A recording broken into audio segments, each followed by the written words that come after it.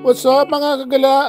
Ngayon nandito tayo sa Makati para puntahan ang isa sa pinakasikat at luxury hotel, ang The Peninsula Manila.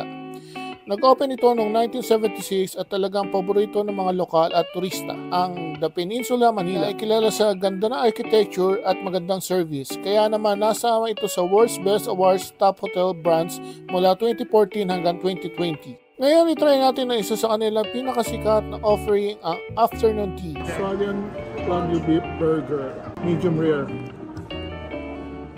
Oh, ang juicy. Ang laglagan yan, Diyos.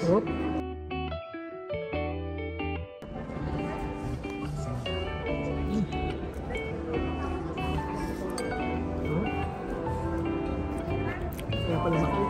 Sarap. Ang set na ito ay may kasamang masarap na mini brunch na may 3 courses. Perfect ito sa relaxing na afternoon treat. They serve from 2:30 PM hanggang 5 PM. Kaya siguraduhin na magpapa-reserve dahil madalas itong puno. Para sa 2,888 pesos lang, 2 packs na, pwede kang pumili kung tea or coffee.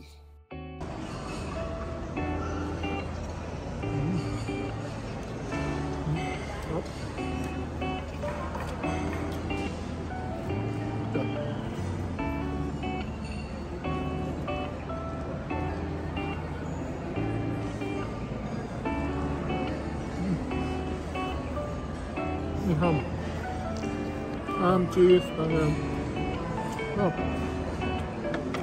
At yan ang vlog natin para sa araw na ito.